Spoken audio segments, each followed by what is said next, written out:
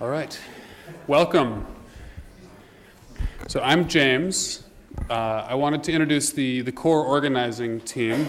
So it's me, Elise, Darshan, and Irina. And we all want to thank you for coming. So changes to the climate will have far-reaching and unpredictable impacts. And the focus of the summit is not really on those impacts as much as on people's priorities in the face of those climate impacts. And these priorities are things like livelihoods, stability, health. Are there other sort of values or priorities you can think of as the people or communities are trying to maintain in the face of these disruptions? We've got stability, health, livelihoods, anything else? Speak up, this is interactive. What are we trying to maintain or protect in the face of climate change? Energy supply. The economy. Quality of life. Quality of life. Any others? Biodiversity. Biodiversity. Ecosystem services. Food supply. Food supply, great. I was hoping somebody would mention that. Anything else? Water supply, excellent. So we're focused today on the systems that people develop or change to meet their priorities. And these are social, legal, political, and economic systems. These are not simple systems. These are imperfect, constrained, evolving, interacting, and interconnected. And this complexity requires us to understand the governance contexts in which resilience-related choices are made. Because if we don't understand these contexts, we won't be able to develop better ways to adapt, ways that are consistent with our democratic values.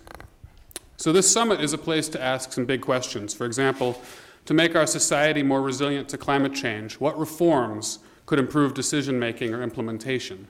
This is a space to ask, when do people try to be influential rather than deferential? That is, when do people promote reforms rather than accept current conditions? And we're not experts on climate impacts or on resilience-related actions or on optimistic or pessimistic predictions of what is probable. We do, however, take a sense of hope from the creative, possible ways our communities can choose to prepare and respond to climate change. And as social scientists, we know that simple-sounding solutions like relying on the government or the market won't work. And between the government as the solution to market failures and the market as solution to government failures, it's messy. It's messy, but our governance system is not wholly chaotic. It reflects people's goals and motives. It reflects their efforts to solve problems and the power dynamics that exist. Why do we care? By studying the ingenuity of people and the diversity of policies they have developed, we can learn a lot about the range of options we have for resilience. Also, by knowing why people make the choices they do, we can try to avoid making things worse in the name of simplification. So we have city councils, state legislatures, we got Congress. What are some other organizations or institutions where important resilience-related choices are being made? The military. PPA. California Energy Commission. The Energy Commission, yes. Utilities. How about some non-governmental forums? My house. Your house, okay. True. Foundations. Great. Companies, excellent. Super PACs, absolutely. So those are good. There are even more situations and contexts and processes in which actions to increase resilience can occur. So generally keep in mind over the next 2 days that there are multiple centers of power, and these are all overlapping, and they're in competition, and they're cooperating sometimes. In fact, it's the number, diversity, and value of these different situations that's a main theme of the summit. So what lies ahead? Our speakers come from a diverse set of contexts. If the speakers who are here could stand up. We've got people coming in and out throughout the day, but we've got a number of people here already. All right. I hope we have more coming. Thank you.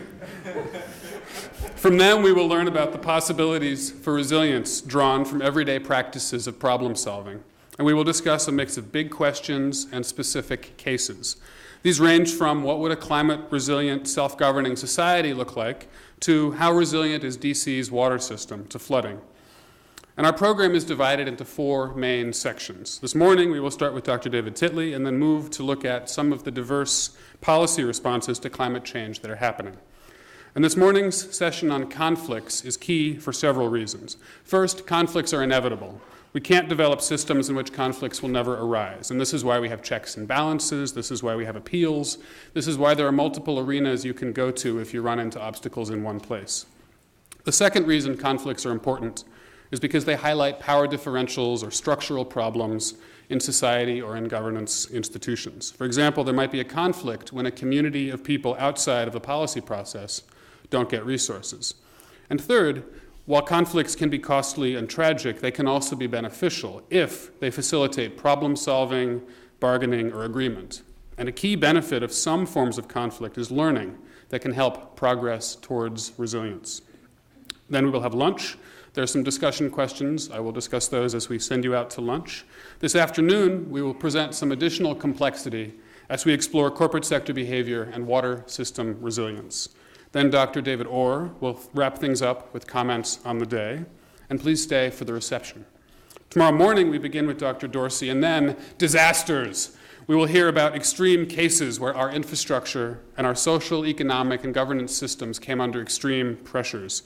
Disasters are times when interests collide, when things move fast, and when democratic decision-making can be challenging. And we will also take a critical look at if climate change really should be viewed as just a series of disasters. And again, we'll have lunch and discussions. Tomorrow afternoon will be a more open-ended look at reforms. And this is a big opportunity for discussion that we want you all to participate in. For this, we will need ideas from you. And we will collect ideas from you with the form that's stapled to the back of your program. Please complete it and place it in the marked box back there between the flowers by the exit before 1 o'clock tomorrow. That's the end of lunch tomorrow. But if you won't be here tomorrow, please fill it out anyway and drop it off when you go. And take a look at those questions during a break. The form asks questions we hope you will keep in mind during the summit. It asks, what pressing problems regarding resilience-related governance, policy, politics, or practice must be addressed? What specific solutions, initiatives, or experiments can you suggest? And what barriers are holding back solutions? We will end with closing thoughts from Dr. Gar Alperovitz. So that overview gives us a sense of where we're coming from. Now, who are you? So make some noise if you're working in state government or work with state governments. All right. How about if you're working entirely outside of a governmental context? Excellent. How about if you're with the federal government? Yeah. How about if you've talked to people in your community about climate change? Woo! So we're excited to have this awesome group, and each one of you is a participant in the summit, and we want you to engage as openly, honestly, and critically as possible. And to encourage connections, we'd like you now to take 2 minutes to introduce yourself to some of the people near you. You can ask, what brought you here today? And when you're engaging with people who work at different scales or work in different jurisdictions, try to look for commonalities in your situations. So, 2 minutes. Go.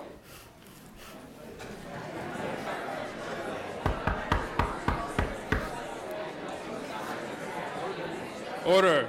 Thank you.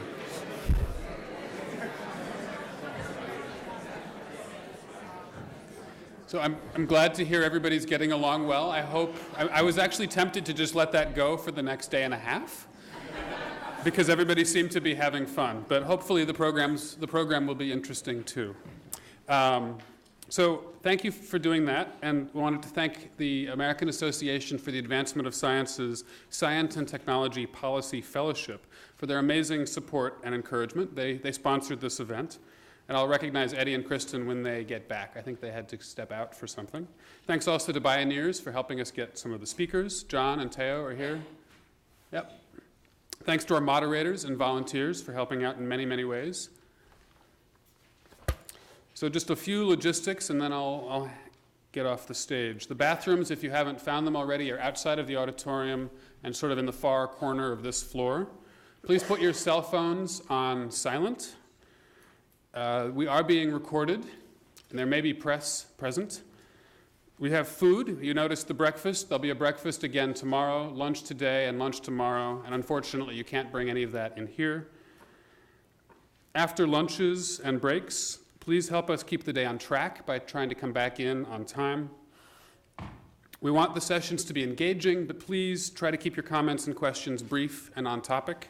And finally, if you want to engage with each other on Twitter, we're using hashtag RGR14, that's Resilience, Governance, and Reforms.